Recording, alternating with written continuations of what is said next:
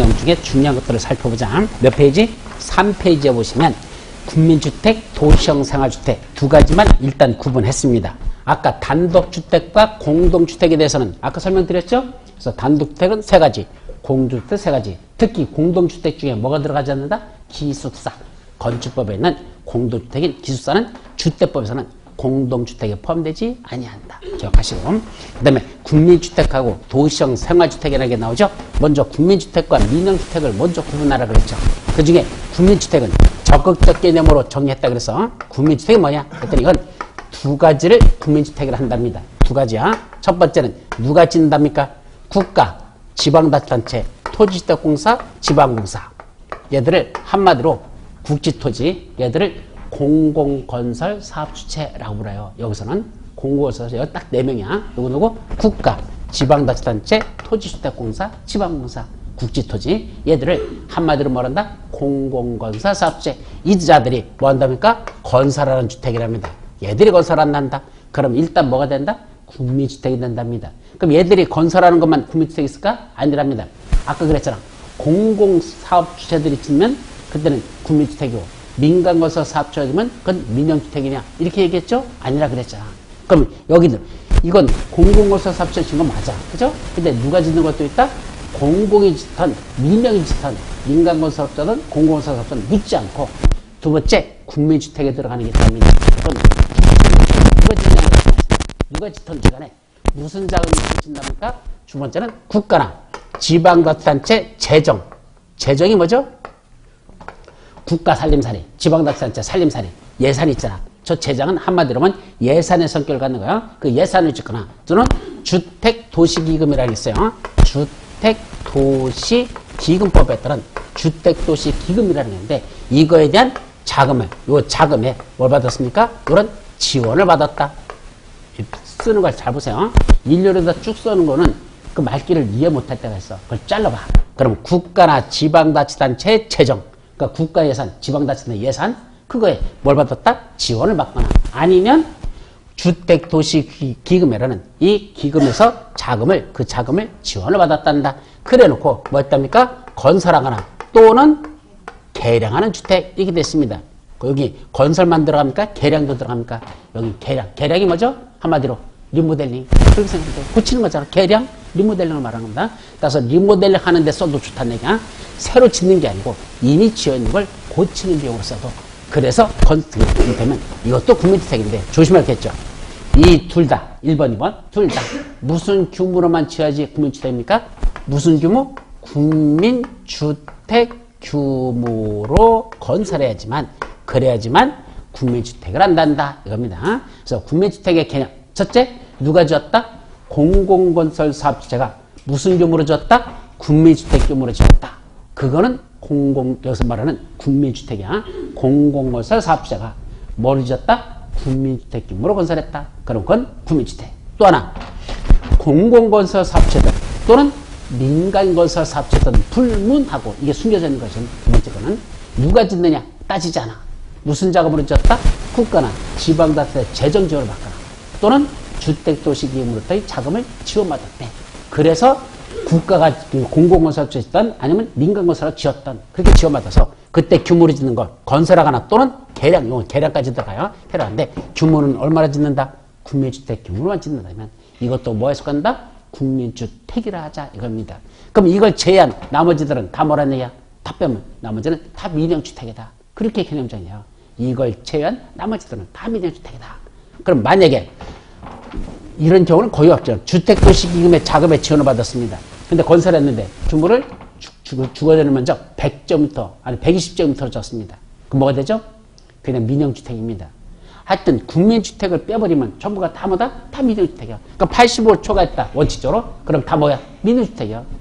볼 것도 없어. 85초가 있다? 무조건 민영주택. 이렇게 정리하면 돼. 다만 국민주택 규모가 원칙은 얼마로 했죠? 거기 보면 주거전용 면적 기준 85제곱미터 이하로 졌는다 그랬어요. 요 이하인데 예외적으로 얼마랍니까? 100제곱미터 이하로 지을 수도 있어. 주거전용 면적 기준이야. 그게 원칙은 85 몇 평? 85, 25평. 반면에 100제곱미터는 좀 더 되겠죠? 이 규모까지도 가능하더라 이 얘기입니다. 어디서만 이럴까? 했더니 거기 뭐라 써있습니까? 그러니까 어디에서만 그래? 그거는 옆에 있는 그림을 보여야 돼. 수도권에 속하지 아니하고 광역시와도 다시 수도권을 제외한 도시적이 아닌 읍 또는 면적 이렇게 돼 있어요. 뭐라고? 수도권을 뭐한 제외한 수도권에 속하지 아니하고 그러니까 수도권을 제외한 어디래? 도시 지역이 아닌 무슨 지역? 읍 또는 면적 이렇게 썼어요. 그럼 이런 말을 이렇게 써놓으면요 참 이게 무슨 말인지 말귀를 알아듣기가 참 어려워. 수도권을 제외한 도시지역이 아닌 읍 또는 면적에서는 주거전 면적 100제곱미터까지를 국민주택 규모로 한다. 이렇게 됐습니다. 자, 그럼 수도권을 제외한 도시지역이 아닌 읍면적 이건 그냥은 하지 말고 그림으로 생각해봐. 자, 일단은 뭘 그리죠? 우리나라 지도를 먼저 그려봐. 우리나라 지도 좀 이상하다. 나만이 너무 좁았다. 좀 키우자. 자, 이게 뭐죠? 우리나라입니다. 이 중에 어디를 제한답니까? 수도권. 그럼 수도권은 어디라 그랬어요? 수도권. 우리 첫날에 했어. 서울, 인천, 그 다음에 경기. 서울하고 인천하고 경기도를 합쳐서 뭐란다? 수도권이라 그랬습니다. 그럼 수도권은 뭐랍니까? 빼랍니다. 그건 제한합니다. 또 어딜 빼래? 도시적이 아닌 도시적 빼래. 그럼 우리 용도지역은 뭐라고 썼죠? 도시적, 관리적, 농림적, 자연환경 이게 떠올라야 돼. 그러니까 도시적 이게만 떠오르면 문제를 못 푸는 거야. 도시적이 아닌 그러면 어디가 떠오른다? 관농자, 관리적, 농림적, 자연환경. 그 용도지역이라는 거 못 외워두면 진도 나갈 수가 없는 게 그래서 이유를 하는 거야. 그래서 도시적 아닌 그랬더니 뭐랍니까? 시골지역이요. 참 무식한 소리입니다. 예, 그냥 도시적이 아닌 그랬더니 거기 어디야? 아, 시골이잖아요. 이렇게 말하면 공법 모르는 사람이야. 도시적이 아닌 지역 하면 어디죠? 관농자 지역이요. 그러면 내가 얼마나 이뻐할까? 그죠? 예, 관농자 지역 이렇게 말해야지. 시골 지역이요. 안 되는 겁니다. 그러면 자, 도시적 여기다 표시하자. 용도 지역은 여기가 도시적, 여기가 도시적. 어디? 여기도 도시적을 합니다. 그럼 이런 지역은 자, 먼저 이걸 한마디로 여기는 수도권이죠? 여기다 쓰자. 수도권. 수도권은 그럼 얼마란 얘기야? 수도권은 구매주택 규모가 얼마란 얘기입니까? 볼 것도 없이 무조건 85입니다. 그럼 수도권 안에 있는 농림지역이야. 수도권 안에 있는 농림지역이야. 그때는 구매주택 규모가 얼마입니까? 85야 100이야? 왜? 예, 수도권이니까. 수도권은 용도지역을 묻질 않아. 그게 도시지역이냐, 관리지역이냐, 농림지역이냐, 자연환경 묻지도 않고 무조건 수도권에서는 얼마란 얘기야? 85란 얘기야. 왜? 수도권은 100이 아니라고 그러는 거야. 수도권을 제한 그랬으니까 지금 100이 되기 위한 지역을 묻는 거야. 그래서 수도권은 볼 것도 없이 용도지역에 관계없이 무조건 85제곱미터 이하밖에만 인정하지 않는다. 구민주택 규모야. 그럼 두 번째, 그럼 수도권을 벗어나 어디로 갈까? 저 전라도로 가봐. 그럼 전라도에서는 뭐를 따진다? 도시적이냐, 관리적이냐, 농림지역이냐 이걸 따집니다. 그 중에 무슨 지역으로 들어간 지역? 도시지역하고 들어간 건 그건 볼 것도 없이 얼마란 얘기야? 거기도 85란 얘기입니다. 수도권을 벗어난 지역에서는 용도지역을 따지고 그 용도지역 중에 무슨 지역에서만 85다? 도시지역만 85란 얘기야. 그러면 나머지 관리지역, 농림지역, 자연환경 지역은 그럼 100일까? 아닙니다. 관리적, 농림적, 자연환경 보전지역 중에서도 이제 이렇게 넘어가. 자, 그럼 이제 두 번째 여기 무슨 지역? 도시지역, 봅시다. 여기 무슨 지역이죠? 관리지역, 여기 농림지역, 여기 무슨 지역? 자연환경 보전지역. 그래서 도, 관, 농, 자 이렇게 내수 나눴잖아. 그럼 도시지역은 무조건 얼마를 했죠? 85를 했어. 그럼 나머지 관농지역 지역은 85입니까? 100입니까? 따져야 된다고 그랬죠. 뭘 따져야 돼? 거기 도시지역이 아니지. 이게 무슨 자 들어간다? 읍자나 또는 면이라는 행정구역. 무슨 읍, 무슨 면, 자 들어가는 행정구역이 있죠? 그 지역을 따지다는 거야. 그럼 동자 들어가는 지역은 여기 농림지역, 관리지역, 자연환경 보전인데 동자 들어간대. 그럼 거기는 언제야? 거기는 85입니다. 관농자 지역이라고 다 100이 아니고 관농지에서 동자 무슨 동 이렇게 들어가는 지역 있잖아. 그건 얼마라는 얘기야? 그건 85고 무슨 자 들어간 지역만 여기 이렇게 해서 여기 무슨 읍, 여기 무슨 면 하고 돼 있다면 바로 요거 읍자 들어가는 지역 요 지역, 면자 들어가는 요 지역 있죠? 관농자 지역 중에서는 이렇게 읍자 들어가는 요 행정구역, 면자 들어가는 행정구역 여기서만 얼마란다? 여기만 100제곱미터 이하까지를 이걸 국민주택 규모로 하겠다. 이렇게 정의하라는 얘기입니다. 그러니까 말기가 참 법적으로 된 게 이게 알아듣기도 힘들고 여러분들이 따지기도 힘들어. 그림같이 그려놓고 따져도 벅차해. 그럼 어떻게 한다? 수도권을 제외한 도시적이 아닌 읍 또는 면적이란 이 말을 번역하시오. 첫째, 수도권은 여기에 용도지역이 도시적이든 관리적이든 농림지역이든 자연환경이든 또는 동자가 들어가든 읍자가 들어가든 면자가 들어가든 행정구역 안 따지고 무조건 얼마라는 얘기야? 85. 그럼 도시적 하고 들어가면 이제 관농자적은 아니죠? 근데 거기에는 도시적인데도 불구하고 용도지역 도시적이야? 근데 읍자 또는 면자 들어가. 그럼 얼마야? 도시적 안에 무슨 읍 무슨 면 이 행정구역에 그렇게 돼 있어. 그럼 거기는 어떻게 얼마야? 거기도 85입니다. 왜요? 도시적이니까. 하여튼 도시적은 읍자 들어가든 면자 들어가든 안 따진다는 얘기야. 도시적이라는 용도적은 무조건 얼마? 85. 그럼 이제 따지는 게 어디다? 관농자. 이제 어디를 벗어난?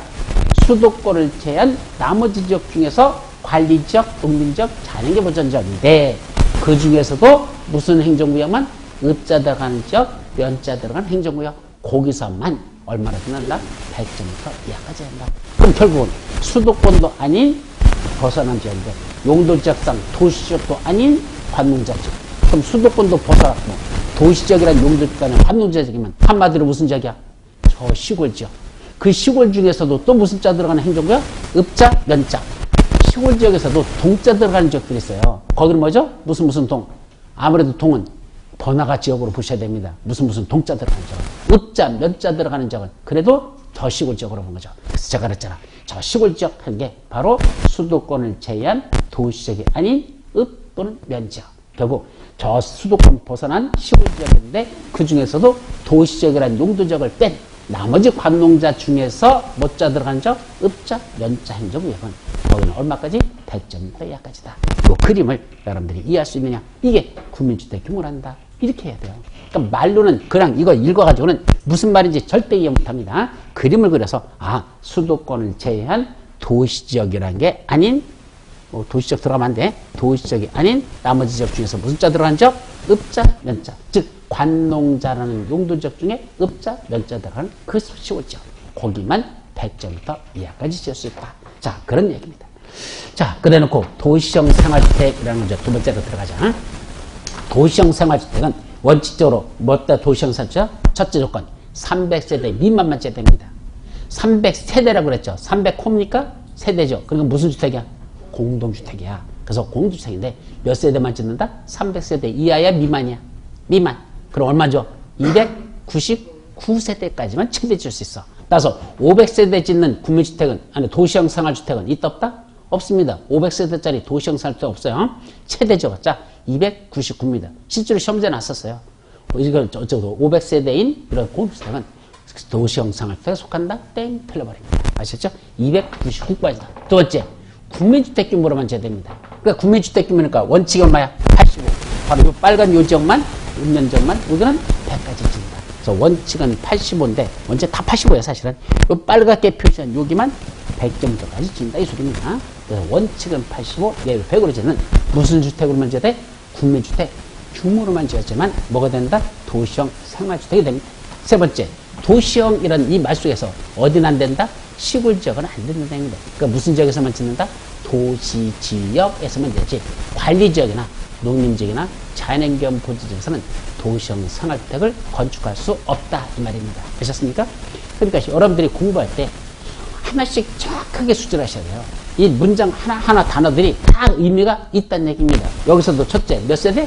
300세대 미만밖에 안 된다. 따라서 500세대짜리는 없다. 300세대짜리도 없어요. 299까지 씁니다. 첫째. 두 번째, 국민주택 규모니까 집까지 거 커봤자 원칙 85, 예외 100까지. 100못 짓는다. 주거전용 면적 기준이죠. 세 번째, 관리지역이나 농림지역이나 자연환경 보전은 안 된다. 무슨 지역만 된다? 도시지역에서만 건설한단다. 이렇게 따지라는 얘기입니다. 그리고 하나씩 거기까지 정리하고 그래놓고 이런 규모로 짓는데 이렇게 짓는데 이때 몇 가지가 있답니까? 세 가지가 있더라 이 말입니다. 세 가지만. 자, 뭐뭐 있답니까? 도시형 생활주택이 되는 거야. 도시형 생활주택은 몇 가지가 있습니까? 세 가지. 첫째는 뭐뭐 있답니까? 첫째, 원룸형 주택. 두 번째, 단지형 연립, 단지형 다세대. 단지형 연립, 단지형 다세대라고 냈습니다. 그래서 원룸형 주택이 제일 많이 시험 문제도 나죠. 단지형 연립하고 단지형 다세대는 시험 문제 거의 나온 적이 없어요. 그래서 종류만 있다라는 세 가지 있다는 종류만 나오지 세부적인 내용은 아직 시험 문제 출제된 건 없습니다. 시험 문제는 집중적으로 나는 게보다 원룸형 주택이 시험 문제에서 집중적으로 출제되고 있습니다. 자, 그럼 원룸형 주택이라는 건 어떤 의미를 가질까? 도시형 상택. 아까 보세요. 도시형 상택을 짓는다. 그림으로 또 그려봐. 자, 뭐다? 잊었어. 자, 말 그대로 뭐죠? 원룸이니까 방 하나하나마다 각 세대별로 구분됩니다. 공동주택이라 그랬죠. 따라서 소유권은 구분 소유권을 받습니다. 하나하나. 그런데 한 사람이 이걸 통째로 다 가질 수 있어. 건설업자가 자기가 져요. 그럼 저걸 다 모여버려. 임대 줘버려. 그럴 수 있잖아. 그런 건설업자를 뭐라 부른다? 부자라고 한다. 그죠? 부자야. 그죠?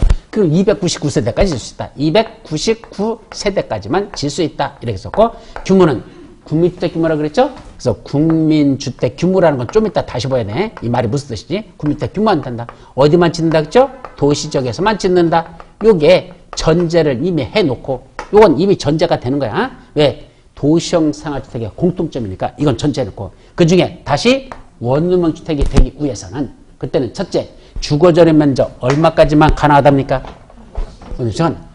아까 국민주택 규모 얼마였죠? 원칙 85제곱미터 이하, 예외 100제곱미터 이하 이랬었죠? 이렇게 한다 그랬는데 이때 원룸형 주택은 이거 안 됩니다. 원룸형 주택은 얼마만 된단다? 50제곱미터 이하만 가능하단다 라는 걸 조심합니다. 그러니까 국민주택 규모로 하는 게 가능하다서 전부 다 국민주택 규모가 아니고 이 50제곱미터도 무슨 규모야? 국민주택 규모 맞죠. 85 이하로 내려가니까 그죠? 그러나 60짜리는 없습니다. 실제로 시험 문제 났었죠. 주거전용 어쩌고저쩌고 써놓고 주거전용 면적 60제곱미터 되는 이 공동주택은 원룸형 주택에 속한다 라고 했습니다. 60제곱미터짜리 원룸형 주택 있어 없어? 없습니다. 최대가 50제곱미터밖에 안 된다는 거. 따라서 국민주택 규모라고 하는 정확히 말하면 이거는 뭐만 그러죠? 단정 연립하고 단정 다세대 요것만 85 또는 100까지 가능하지. 그 중에 원룸형 주택은 85도 안 된단다. 최대가 50까지만 줘라. 이런 뜻입니다. 아셨죠? 이 위에 있는 거하고 같이 결부시켜서 이걸 이해해야 돼. 위에 걸 잊어버리고 밑에 것만 생각하잖아? 안 됩니다. 원칙은 국민주택 규모라고 돼 있지만 실질적인 국민주택 규모로 다 질 수 있는 건 단정 연립, 단정 다세대만 가능하고 원룸형 주택은 규모가 얼마까지 밖에 안 된다? 최대가 50밖에 안 되지 60짜리는 없다. 이렇게 일단 정리하시라는 얘기입니다. 아셨죠? 자, 두 번째는 뭐죠? 세대별로 독립된 주거가 가능하도록 뭘 갖추랍니까? 욕실과 부엌을 갖추랍니다.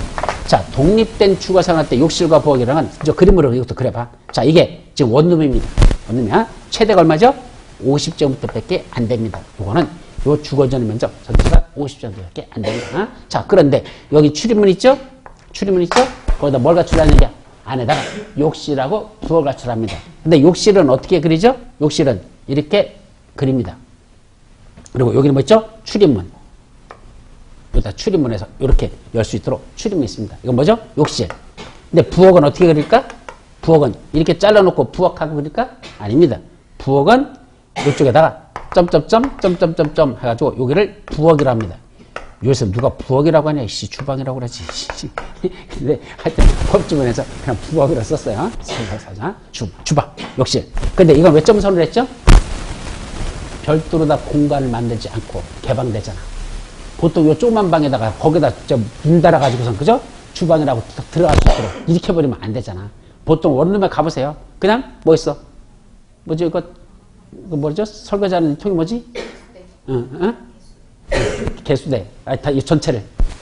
싱크대. 참. 국산 말은 잘하는데 영어는 잘 모르겠어. 그죠? 하여튼 싱크대. 그죠? 그 싱크대 있잖아. 그 싱크대가 있는 데를 막았습니까? 싱크대가 개방돼서 보입니까? 보이잖아. 그러니까 점선을 그린 게 이건 개방되는 거야. 그래서 반드시 뭔가 쳐라?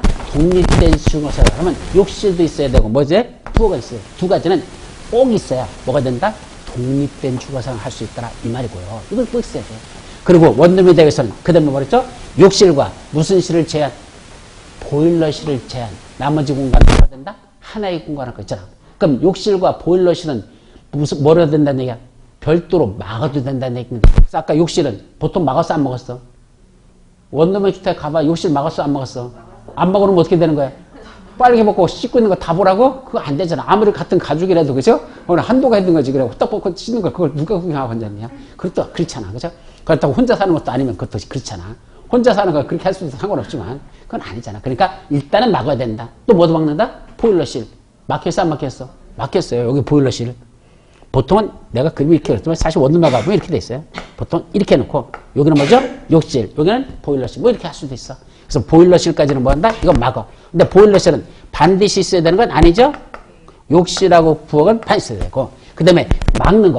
공간을 막아서 이렇게 할 수 있는 건 뭐다? 욕실하고 보일러실은 막으란 얘기입니다. 이 얘기야. 아셨죠? 그러니까 욕실과 부엌은 반드시 있어야 된다.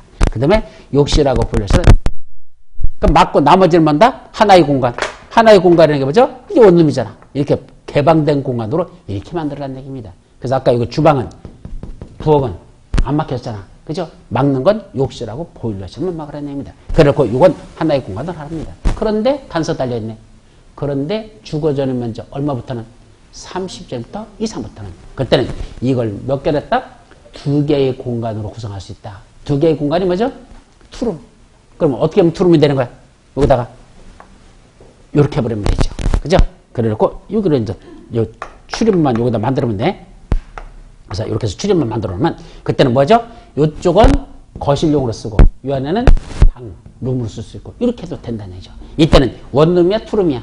투룸이죠. 그러니까 뭐는 막아도 좋고 욕실하고 보일러실은 막아야 되고 어쨌든 막는 공간을 해도 되고 꼭 반드시 해야 되는 건 아닌데 대부분이 그렇게 해요. 막을 수 있다 이 소리고 그 다음에 여기 방을 2개로 나눈 건 얼마 이상부터? 30제곱미터 이상 될 때부터 따라서 40제곱미터면 이쪽을 20으로 쓰고 이 안을 10으로 쓰고 가능하죠? 그래서 투룸으로 하는 게 아니에요. 그래서 원래는 이 법에서 원룸형 주택이라고 되는데 원래는 이게 없었어요. 처음에 원룸형 주택 해놨을 때는 요거 30 이상부터는 2개의 공으로 구성할 수 있다는 말이 없다가 중간에 개정되면서 이게 들어간 겁니다. 그러다 보니까 원룸형 주택이라는 개념이 의미가 없어져 버렸죠. 이걸 정확하게 말하면 뭐라고 읽어야 돼 그럼? 꼭 투룸만 있어? 원룸도 있잖아. 30 안 되면 물론 30 넘으면 반드시 하라는 소리는 아니야. 30 넘어도 원룸을 해도 좋아. 그러나 2개의 공간 투룸을 해도 좋다는 얘기입니다. 그러니까 원룸도 좋고 30 이상부터는 투룸도 좋다는 얘기야. 30 미만이면 반드시 원룸으로만 해야 되고. 아셨습니까? 자, 그러다 보니까 이걸 법을 바꿔야 되죠. 뭐라고 한다? 원투룸 주택이라고 바꾸었지. 맞잖아, 그죠? 원투룸 주택이라고 했어야지. 원룸형 주택이라면 고집하면 말이 잘못된 거잖아. 근데 법이 중간에 개정됐기 때문에 그런 거지. 처음에는 그런 게 없었어요. 그래서 30제곱미터 이상부터는 2개의 공간으로 구성할 수 있다. 이게 두 번째 조건. 첫 번째는 뭐였었죠? 첫 번째는 욕실과 보일러실은, 아니, 욕실과 부엌은 반드시 갖췄고, 그 다음에 욕실하고 보일러실은 뭐 막아도 괜찮다. 반드시 막으라는 건 아니야. 막아도 괜찮다. 그러나 나머지는 하나의 공간으로 구성하는데 다만 30제곱미터 이상부터는 2개의 공간으로 구성할 수 있다. 이거죠? 자, 세 번째. 그 밑에 지하층에는 뭘 두지 말랍니까? 세대를 설치하지 않을 것. 다시 말하면, 자, 이게 원룸형 주택이잖아. 원룸 주택. 여기다 뭘 지었죠? 지하가 지어집니다. 그럼 지하는 뭐로 쓸 수 있어? 보일러실 같은 거, 주차장 같은 거. 이거는 써도 돼. 지하층은 보일러실, 주차장 이거 써도 돼. 그러나 뭐는 안 된다? 여기는 주택을 들여서는 안 된다는 얘기입니다. 그때는 세대를 거기다 구성한다면 주택 짓지 말라는 말과 같은 소리야. 세대를 거기다 하셔서는 안 된다는 게 세대를 설치하지 말라, 주택 짓지 말라 이겁니다. 지하층은 안 된다라는 거. 거기까지가 바로 뭔가 원룸형 주택의 요건 세 가지. 그렇게 기억합니다. 자, 그리고 단지형 연립과 단지형 다세대는 연립주택과 다세대 아직 개념 안 했죠? 연립주택이 뭐 다세대 그 조건인데 그걸 갖춰야 되는데 다만 원룸형 주택이 아닌 나머지 단지형 연립주택, 단지형 다세대는 연립주택 요건, 다세대주택 각각 갖추라는 얘기야. 근데 뭐는 아니다? 원룸형 주택은 아닌 나머지다. 단 이 두 가지도 뭐는 충족해야 돼? 또 동시에 요거 299세대 국민주택 규모 도시지역에다 짓는다. 이거는 여기도 공통적으로 적용되는 겁니다. 그죠? 도시형 생활주택에 공통적으로 적용되는 게 이 세 가지니까 이건 원룸형 주택에도 단지형 연립에도 단지형 다세대에도 다 적용된다. 다만 국민주택 규모라는 건 다시 정리하라 그랬죠? 원룸형 주택만은 원칙은 얼마란다? 50제곱미터 이하밖에 안 되지 60, 70, 85까지는 안 된다. 아셨죠? 그래서 그건 안 되고 그럼 단지형 연립과 단지형 다세대는 아무리 크다 하더라도 얼마까지만 지라는 얘기야? 그때는 국민주택 규모 원칙 85 예외 100까지 지을 수 있다. 그보다 더 큰 건 단지형 연립, 단지형 다세대는 안 된다. 아셨죠? 근데 그냥 연립주택 같은 건 주거전용 면적 120벽짜리도 봤어. 120제곱미터짜리도 수두룩합니다. 150짜리도 있어요. 평수 자체가 100평짜리거든요. 원룸, 연립, 결혼 연립주택 있잖아? 비싼 거. 그것들은 그 자체만 해도 평수로만 따져도 100평이 넘는 게 있습니다. 120평. 그럼 얼마야? 100평만 해도 330제곱미터잖아. 비교가 안 되는 숫자입니다. 그죠? 그렇게 짓는 것도 있을 수 있어. 그러나 뭐는 안 된다는 얘기야. 단지형 연립은 아무리 커봤자 얼마란다? 85. 예외 100이지. 그보다 더 크게 져서는 안 된다. 그런 의미를 갖는 겁니다. 그래서 일반 연립하고 일반 다세대하고는 개념이 다른 것이다. 이렇게 정의하는 뜻이죠. 자, 이제 건축연의 심의를 받으면 요거 단지형 연립하고 단지형 다세대는 원래 연립하고 다세대 주택은요. 주택으로 쓰는 건 4계층까지만 지을 수 있어요. 법적으로. 연립 다세대 있죠? 보세요. 지은 거 아무리 적었자 얼마? 4계층. 주택으로 쓰는 부분만 4계층만 지을 수 있습니다. 자, 여기서 하나만 더 짚고 넘어갈게. 4층하고 4계층하고 차이가 뭘까? 법조문에 나와. 4층, 4계층의 차이. 4층, 4계층이 무슨 차이가 있을까? 자, 건물이 있습니다. 이거 몇 층이죠? 너무 많이 그려놨다. 그냥 20층이라고 하자. 내가 너무 무식하게 많이 그려놨다. 그냥 20층 하고 정리하자. 그럼 층수로는 몇 층이죠? 20층. 그 중에 여기서부터 여기까지는 뭐로 쓴다? 사무실로 쓰고 나머지 여기까지는 주택으로 쓰겠대. 그럼 사무실로 쓰는 게 반을 썼다 쳐. 사무실로 쓰는 게 10계층. 주택으로 쓰는 게 10계층. 이렇게 표현합니다. 따라서 층수와 계층의 차이가 뭐죠? 층은 전체를 말합니다. 건물 전체가 총 층수가 얼마냐? 그때는 몇 층짜리라고 표현하죠. 계층은 특정한 용도로 쓰고는 층수만 신 겁니다. 주택으로 쓰이는 부분만 또는 상가 건물로 쓰는 부분만 업무용 사무실로 쓰는 부분만 이렇게 나눌 때는 그때는 뭐로 쓴다? 계층. 그래서 연립 같은 거나 다세대도요. 1층은 뭐로 하죠? 상가를 들여놓고 상가 들이고 2층, 3층, 4층 여기 있죠? 여기만 뭐란다? 주택을 들이겠습니다. 그럼 아까 단지형 연립이든 단지형 다세대든 주택으로 쓰는 게 몇 계층이 됐죠? 4계층. 그러니까 1층은 뭐로 놓고 상가로 들여놓고 2층, 3층, 4층, 5층 여기는 뭐로 짓는다? 주택으로 지면 이게 뭐가 된다? 연립이나 다세대가 될 수 있다는 얘기입니다. 주택으로 쓰는 것만 4층이 아니고 4계층. 그 다음에 상가로 쓰는 거 1계층. 그럼 전체 층수는 몇 층? 5층. 이해되죠? 그렇게 있는다는 거. 일단 기본적인 개념 정리 먼저 하죠. 그때 건축일의 심의를 갖추면 원래는 단지형 연립과 단지형 다세대는 연립 다세대니까 몇 계층까지만 주택으로 쓰는데 4계층까지만 쓰는 게 원칙인데 건축인의 심의는 몇 계층까지 인정해준다? 5계층. 원래 5계층 이상이면 주택으로 쓰는 게 5계층 이상이면 그게 뭐가 되냐? 아파트거든요. 주택으로 쓰는 게 5계층에서 원래 아파트야. 근데 단지형 단지형 다세대는 건축인의 심의지만 아파트와 똑같이 5계층까지만 허용합니다. 그러다 6계층은 안 돼. 5계층까지만 주택으로 짓는 것도 인정합니다. 그러시죠. 자, 다음 페이지 4페이지 보시면 세대구분형 공동주택이라는 게 나옵니다. 자, 아까 뭐죠? 세대구분형 두 가지가 있다 그래서 주택법상 새로 짓는 거 건설하죠. 반면에 공동주택관리법상 기존에 했던 거 거기다가 안에다가 기존에 했던 걸 다시 구분해서 이건 뭐라고 한다? 설치하는 것. 근데 설치란 말을 써. 용어가 다릅니다. 자, 그럼 보세요. 이것도 그냥은 참 어렵습니다. 이것도 사례를 그 정리해야 돼. 어떻게 사례를 정리해야 되냐? 머릿속에 여기 아파트가 있는데 몇 개 단지가 있다냐? 1, 2, 3, 4, 5, 6, 6개 단지가 있다고 가정해봐요. 그리고 6개 동이야?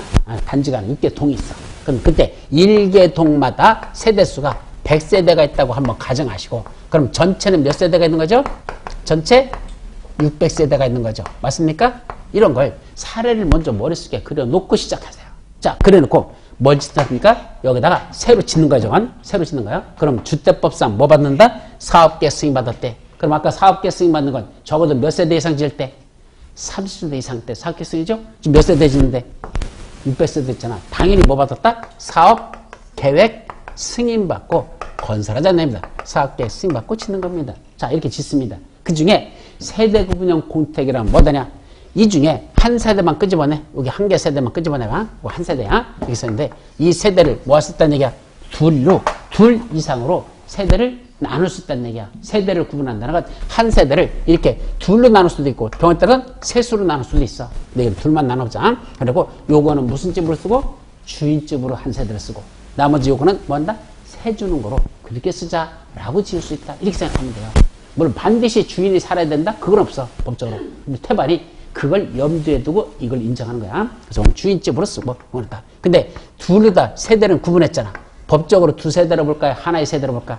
예, 하나의 세대로 봅니다. 따라서 이쪽은 구분 소유가 된다, 안 된다. 구분 소유한다는 건 이것만 팔을 수 있다 이거죠? 된다, 안 된다? 안 된다는 거. 그러니까 세만 가능한 거야. 그래서 전체 중에 둘로 나눴지만 나눠진 부분은 첫째, 구분 소유할 수 없는 주택이라는 게 중요한 거고, 또 법적으로는 둘을 합쳐서 뭐로 본다? 법적으로는 이걸 몇 세대로 본다? 법적으로는 1세대로 인정하지 두 개 세대로 나눴다고 해서 2세대로 보지는 않습니다.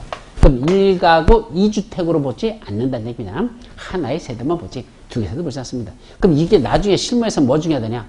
저기 할 때 주차장 한 세대당 1.2대 이상을 세우라고 원래 현재 저기 주차법에 보면 공동주택 같은 아파트 있죠? 그러면 한 세대당 1.2대를 확보하게 돼 있어.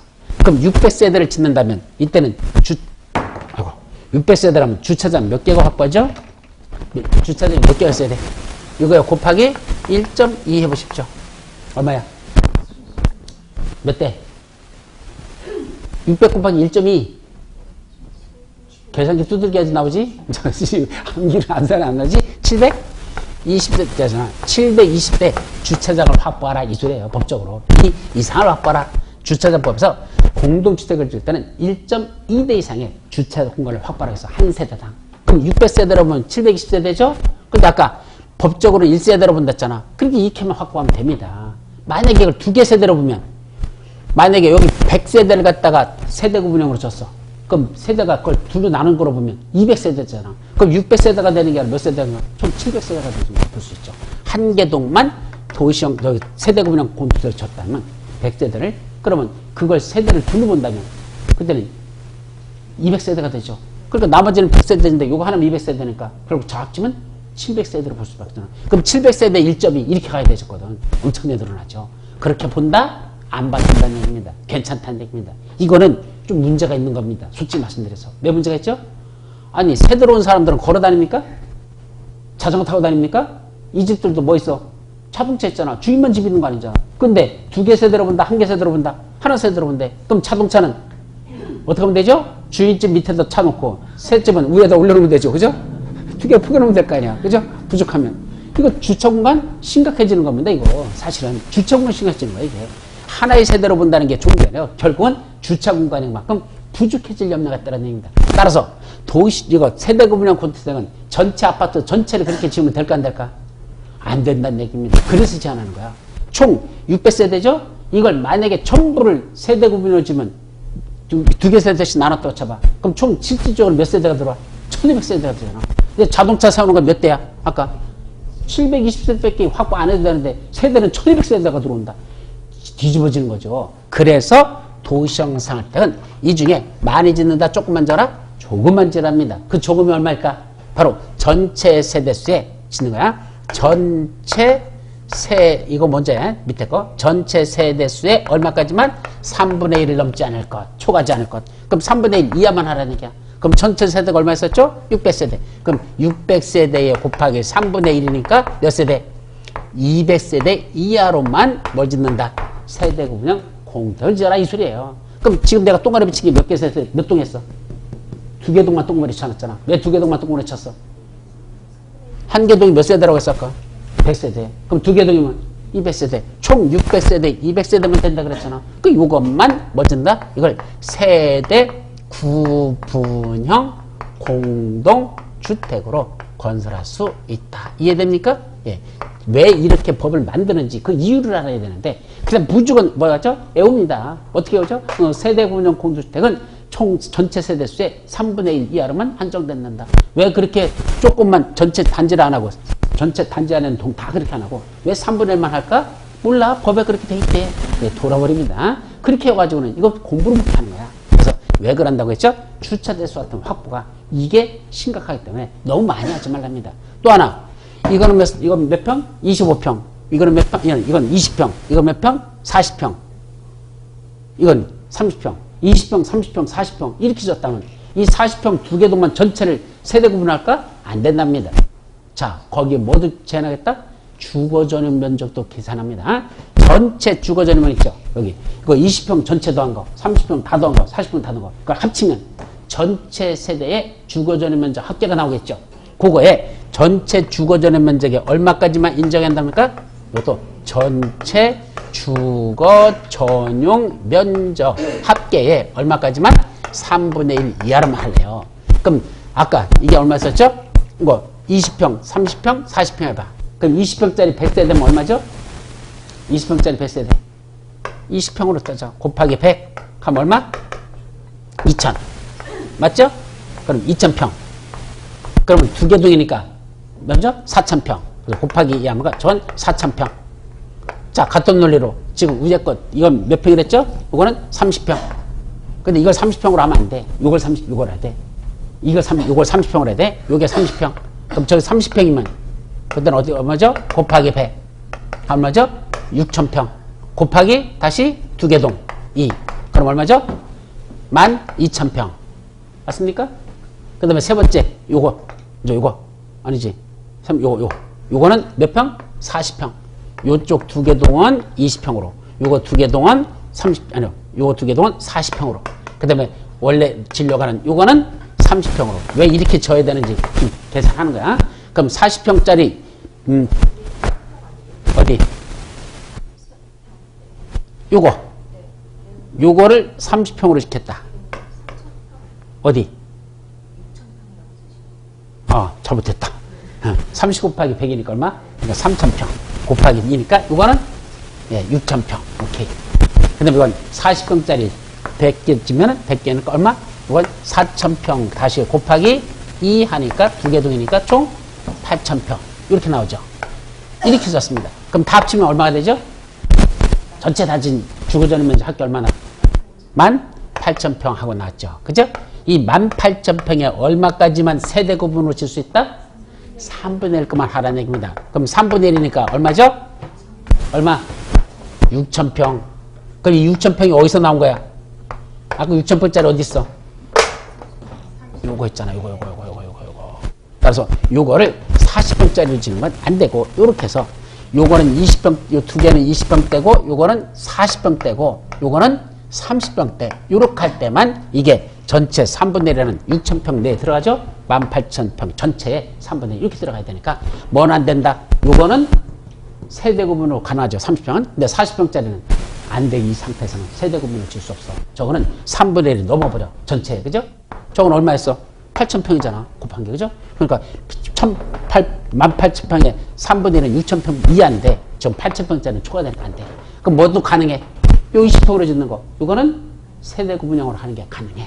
그러나 40평짜리는 안 된다 이 소리입니다. 아셨습니까? 그게 세대수만 갖고 따지는 게 아니고 전체 주거전유면 또 역시 3분의 1 이하라. 이 주제도 같이 받는다. 요까지 먼저 정리해놓고 그 다음에 세대 구분형으로 짓기 위해서는 뭘 갖추랍니까?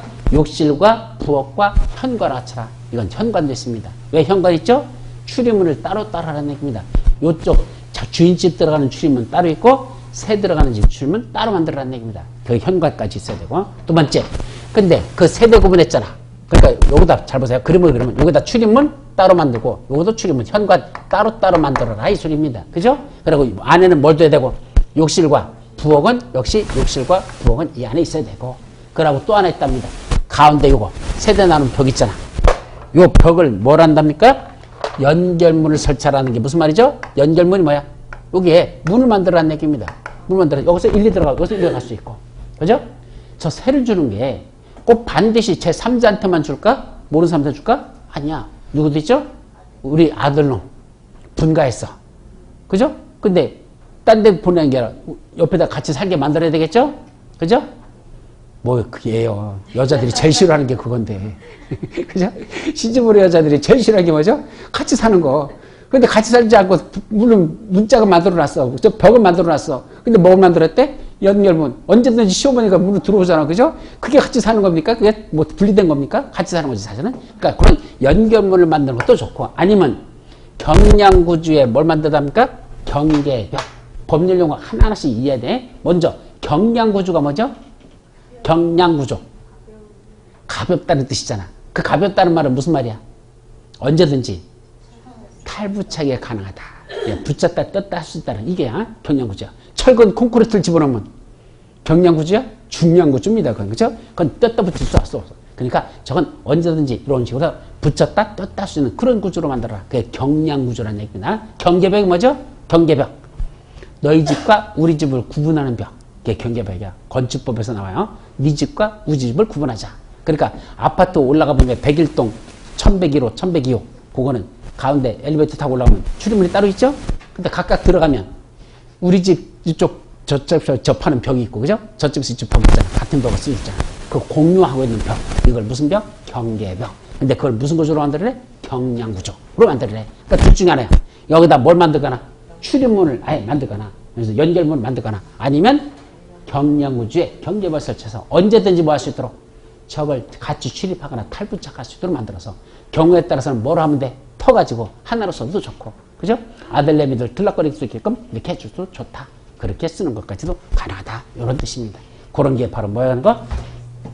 바로 주택법상 사업계 승인받고 건설한 세대구분형 공주택입니다. 자, 이거는 건설이라고 그랬죠. 근데 반면에 밑에 거 공동주택관리법은 이미 아파트가 지어진 거다 그랬죠. 이미 지어져 있는 걸 뭐로다 설치하는 게 하나다? 세대구분형도로 설치하는 게 하나다. 이건 건설이라는 말을 쓰지 않습니다. 이미 건설된 걸 그 안에다 뭐 하자? 세대구분형으로 설치하자 이런 뜻입니다. 자, 이 되기 위한 요건. 첫째, 기존 세대수를 포함해서 몇 세대까지만 가능해? 2세대밖에 안 됩니다. 새로 짓는 것, 아까 제가 이거 몇 세대 돼? 3개 세대를 할 수도 있다 그랬죠? 근데 이건 2개 세대만 된다. 3세대는 안 된다. 즉 이미 지어져 있는 아파트를 뭐 하자는 얘기야? 반으로 나눠가지고 쓰고 한쪽은 새로 쓰는 걸 이미 지어진 아파트를 이렇게 쓰자는 얘기입니다. 그런 뜻이죠. 두 번째, 욕실과 부엌과 뭘 갖는다? 구분 출입문을 갖는다 그랬습니다. 이거 현관이란 말을 썼습니까? 구분 출입문이란 말을 썼습니까? 구분 출입문 뭐가 다르죠? 현관과 구분 출입문의 차이점. 아까 보세요. 이건 현관이라고 했죠. 근데 어떻게 되냐? 사실은 기존에 아파트가 하나 이렇게 있던 거야. 근데 여기에 뭐가 있죠? 조금 더 늘리자. 그래서 기존 아파트에 있었어. 그럼 여기 뭐 있어? 여기 현관. 현관이 있죠. 그죠? 현관 전문 열고 들어갔습니다. 가니까 뭔다? 다시 이렇게 또 공간이 생깁니다. 그래놓고 이걸 뭔다? 세대를 이렇게 구분하겠다는 얘기입니다. 그리고 여기다 만드는 거, 요게 뭐란다? 구분 출입문입니다. 요거는 구분한 출입문이란다. 이렇게 하는 수밖에 없습니다. 현관을 따로 만든다는 게 불가능합니다. 여기다 현관, 여기다 현관, 이게 만들면 좋겠는데, 그러면 우리 아파트 있는 현재 현관 있잖아. 그 옆에다 또 현관을 하나 또 만들어 놔주잖아. 그럼 두 개 세대가 한 라인에 있는데, 그죠? 둘 세대 있잖아. 101호, 1101호, 1102호잖아. 근데 각각 출입문 있는데다 거기다 현관 만들 공간이 만들어져요? 그 좁은 공간에? 그럼 문짝이 몇 개가 만들어져야 돼? 출입문이 4개가 만들어지는데 불가능합니다. 그러니까 일단은 현관문 열고 자기 집으로 일단 들어가라는 얘기입니다. 들어갔죠? 그 속에서 다시 공간을 나눠가지고 여기 구분 출입문을 각각 따로따로 만들어라. 그래서 여기하고 여기를 이렇게 쓰다 이런 뜻입니다. 아셨죠? 말기는 그렇게 새겨들고, 그 다음에 세대구분형 공주택의 세대수는 얼마까지만 한다? 해당 주택단지 안에 공주택 전체 세대수의 10분의 1과 또 해당 동의 전체 세대수의 3분의 1을 각각 넘지 아니할 것. 이제 그 말이 또 어려운 말입니다. 여기다 보시죠. 기존에 있던 아파트 요거로 봅니다. 그러면 이 중에 전체 세대수에서는 얼마까지만 가능할까? 10분의 1이랍니다. 그럼 아까 몇 세대였죠? 이미 우리 아파트는 이제 600세대가 있습니다. 600세대 있죠? 그 600세대가 있는데 이 600세대에 얼마까지만 가능하다는 얘기야. 이렇게 기준에 있는 거 짓는 건 10분의 1이니까 10분의 1이면 얼마죠? 60세대만 세대구분형 공주택으로 설치할 수 있다. 이미 되어 있는 아파트에서는 3분의 1인 얼마 하는 거 아까? 3분의 1이니까 200세대 안 됩니다. 새로 짓는 거나 200세대까지 짓고 나머지 400세대는 그냥 아파트로 쓰고 나머지 200세대면 세대구분형 이렇게 짓는 건 괜찮아요. 건설한테 주택법상 사업계획 승인받고 짓는 건. 근데 이미 건설된 아파트야. 이미 지었던 아파트야. 이 중에 일부를 뭐 하겠다는 얘기야? 세대구분으로 다시 설치를 하냐면 그건 전체 세대수의 얼마? 10분의 600세대만 가능하고 한 개 동에서는 1개 동에서는 얼마까지만 가능할까요? 한 개 동에서는 그거에 얼마까지만? 3분의 1 이하까지만 또 가능하대요. 그럼 한 개 동에 얼마 있었죠? 100명, 100, 그죠? 100세대잖아. 이 100세대에 얼마까지만 가능하다? 3분의 1. 그럼 3분의 1면 얼마야? 33.333 이하니까 결국 얼마란 얘기야? 33이죠. 그죠? 33.333 이하니까 결국 33세대만 한계동에서는 가능하다는 얘기입니다. 자, 그러면 여기다 실무로 돌아가서 줘봐. 어떻게 줘야 돼? 어떻게 줄 수 있어? 첫째, 한계동은 전부를 뭐라 하면 돼? 한계동 전부를 세대 구분으로 쓰면 될까 안 될까? 안 됩니다. 100세대, 한계동이 100세대잖아. 그 전체를 6세대밖에 안 되니까 안 됩니다. 그럼 한계동은 얼마까지만 가능하다 그랬어? 3분의 1이니까 100세대 3분의 1, 30세대, 33세대. 그러면 저 색깔을 파란 걸 하자. 여기서 일부만 얼마까지만? 100세대 중 33세대만 세대 구분형으로 지었습니다. 근데 전체로서는 얼마까지 가능하다 그랬죠? 10분의 1이니까 60세대까지 하잖아. 그럼 저기 현재 600세대가 존재한 거야. 저 그림 그대로. 그럼 600세대 중에 지금 몇 세대는 한계동에다 지었어? 최대 3분의 1까지는 30세대. 그럼 나머지 빼면 얼마 남았어, 이제? 27세대. 그건 어디다 짓는다? 요 다음 지동, 여기다 몇 세대 한다? 27세대. 이렇게 짓는 게 가능하다는 얘기입니다. 그래서 최대 전체 한계동 100세대에 얼마까지만 가능하고 3분의 1까지는 이것만 가능하고 전체로서는 얼마까지 가능하다? 전체 세대수의 10분의 1인 660세대까지만 가능하니까 그럼 한계동마다 100세대라면 최대 30세대. 근데 전체가 600세대니까 그의 10분의 1, 60세대. 아셨죠? 그러면 하나는 30세대, 나머지 한 개는 27세대. 이렇게 빼면 안 됩니다. 저 끝입니다. 아까 같이 무슨 200세대 짓는다. 안 됩니다. 아셨죠? 그러니까 기존에 저 있는 아파트에도 세대 구분형을 인정은 해주겠지만 극히 예외적입니다. 조금 뺏기 인정 안 해주는 겁니다. 생색만 내고 마른 거지. 저걸 원하는 게 아니거든, 사람들은. 60평짜리 이미 저져 있는 거 있잖아. 그죠? 그럼 한 개 단지에 다 60세대만 지은 건 아니야. 보통은 25평도 있고, 30평도 있고, 60평도 있고, 그러죠? 그 중에 60평 되는 것들은 나눌 수는 있지만, 그렇다고 이 나눠지는 건 뭐는 고려하지 않죠? 주거 전용 면적은 고려하지 않아. 전체 주거 면적의 3분의 1이라는 거. 이거는 고려사항이 아니고, 뭐만 갖고 따진다? 세대수만 가지고 전체 세대수의 10분의 1, 한계동은 3분의 1이라는 그 요건. 아셨죠? 그래서 저 숫자를 갖다 대입하면서 들여다봐야 이게 무슨 말인지 이해되지. 그냥은 대단히 어려운 겁니다. 아셨습니까? 똑같이. 자, 그 다음에 뭐가 나오죠? 공구, 부대시설, 복리시설, 간선시설 이게 나오는데 요거까지 하고 조금만 쉬었다 하자. 첫째, 공구가 뭐죠? 아까 세대를 나눈다 그랬죠? 그러니까 그냥 공사 현장이나 주택단지를 나눈 거예요. 세대가 아니라 주택단지.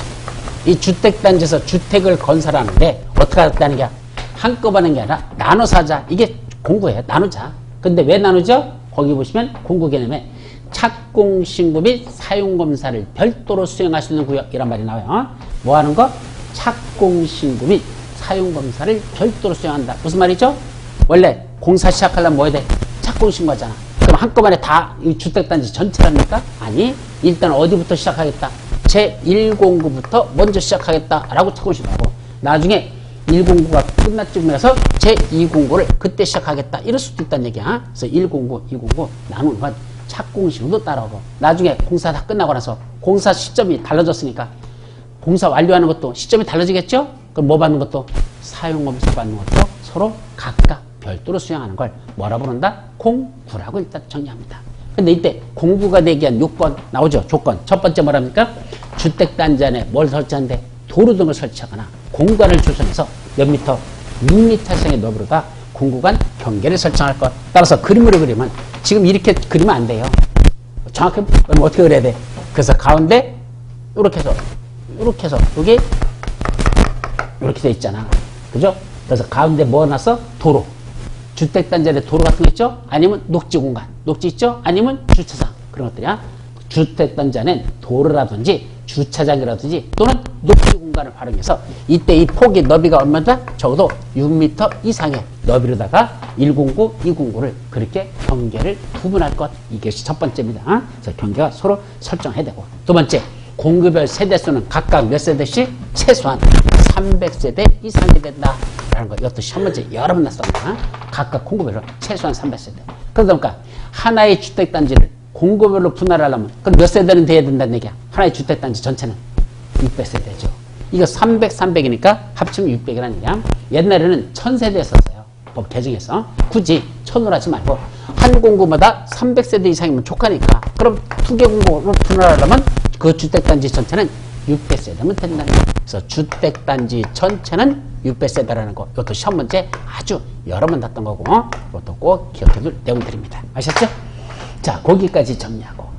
그 다음에 그 밑으로 내려서 부대시설. 아까 말씀드렸죠? 주차장, 관리사무소, 담장, 주택단지 도로. 그래서 어떻게 그랬죠? 주차장 관리사무소는 어디다 세워집니까? 담장 옆, 주택단지는 도로 위에 건설했다. 그렇죠? 건축했다. 그 다음에 복리시설, 근린생활시설, 유치원, 어린 놀이터, 그 다음에 경로당, 주민운동시설. 그래서 근린생활시설인 유치원에는 애들이 놀아야 되는 어린 놀이터가 있고, 경로당에는 어르신들이 운동해야 되는 주민운동시설이 있다. 이런 식으로 연결시켜서 외우는 게 최선입니다. 그 밑에 간선시설. 자, 뭐뭐 있을까? 먼저 기간시설 개념이 있었죠? 기간시설이라는 건 어디 나오죠? 그 옆에 있는 그림 보십시오. 기간시설, 뭐뭐 있어? 도로, 상하수도, 전기시설, 가스시설, 통시설, 지역난방시설. 아파트 단지에 꼭 필요한 시설들이죠. 그죠? 그러면 이런 기간시설인데, 어디에도 있다는 얘기야? 아파트 단지에도 그런 기간시설이 있습니다. 그럼 아파트 단지에 있는 기간시설과 아파트 단지 밖에 있는 기간시설을 뭐 했습니까? 연결시키는 시설. 자, 이게 무슨 말이죠? 아파트 짓는 거 한번 상식으로 생각해보세요. 우리 아파트 짓는 거 상식으로 생각해봐. 여기다 아파트 주택단지 짓는답니다. 여기까지 짓려면 일단은 독립돼서 저렇게 떨어져 있는 경우 있잖아. 그러면 이쪽에 뭐 있죠? 도로는, 기준도로는 여기 나 있습니다. 그럼 기준도로부터 저 아파트까지 들어가는 진입도로 내야 돼, 안 내야 돼? 내야 되죠. 진입도로부터 내야 되고, 그 다음에 뭐도 들어가야 돼? 여기 뭐도 있죠? 이게 뭐야? 이게 담장이야? 아, 그 아직도 이해가 안 돼? 그러면 이렇게 하면 돼. 그러니까 뭐 돼? 예, 일단 전부 떼잖아. 전기 있을 거 아니야. 그죠? 또 이 땅 속에는 뭐도 있고? 상수도. 그 상수 여기 흘러갈 거 아니야. 그죠? 이것들 어떻게 해야 돼? 아파트 단지에 끌어들여야 돼? 하늘에서 내려오게 해야 돼? 끌어당겨야죠. 그러니까 요 주택단지 밖에는 이 도로, 그 다음에 전기시설, 가스시설, 통신시설, 지역난방시설, 이런 거 있잖아. 주택단지 안에도 그거 있어야 돼, 없어야 돼? 있어야 되죠. 요런 시설을 한마디로 무슨 시설이라고 부르고? 기간시설이라고 부르고, 이때 주택단지 안에 있는 기간시설과 주택단지 밖에 있는 기간시설, 요걸 뭐 한단다? 연결시키는 시설. 그때 연결하죠. 여기 전기시설 들어가야 되고, 가스시설 들어가고, 통신난방 들어가야 되죠. 그리고 뭐도 있고, 이제 도로 들어가고, 바로 요거를 뭐라고 한다? 기간시설과 기간시설을 뭐 한 거? 연결시키는 시설. 그걸 뭐라고 한다고? 간선시설이라고 하자. 이거죠. 근데 아직 시험 문제 안 난 게 있어요. 그래서 이게 간선시설인데, 주택단지 안에까지 들어가면 뭐로 바뀐다 그랬죠? 기간시설이 돼. 주택단지 들어가는 입구까지만 간선시설이야. 들어가서부터는 이제 기간시설의 개념이 되는 거야. 여기도 기간시설, 저 위에도 기간시설 이렇게 되죠. 근데 아니래. 주택단지 안에까지 들어갔는데도 기간시설을 묻지 않고 무슨 개념으로 본다? 간선시설에 포함시키는 게 세 가지가 있거든요. 가통지라는 게 있어. 가스시설, 통신시설, 지역난방시설. 그거는 뭐에 속한다? 주택단지 안에 기간시설도 어디에 포함된다? 간선시설에 포함된다 이 소리입니다. 어디까지 들어갔는데도 주택단지 안에까지 들어간 시설이야. 그럼 원래는 뭐가 해야 돼? 그래, 기간시설이라고 해야 돼. 근데 그걸 기간시설이라고 하지 않고 뭐한다? 간선시설을 부르는 게 세 가지. 그럼 외우는 방법은 가통지. 이렇게 외우는 게 최고야. 가스시설, 통시설, 지역난방시설. 가통지. 주택관리사 시험 문제에서는 났는데 아직 공인중개사 시험 문제는 아직 안 났어요. 그 정도만 기억하고 넘어가죠. 자, 그래서 잠시 쉬었다가 이제 나머지 뒷부분 조금 더 하고 마무리하도록 합니다. 쉬었다 가시죠.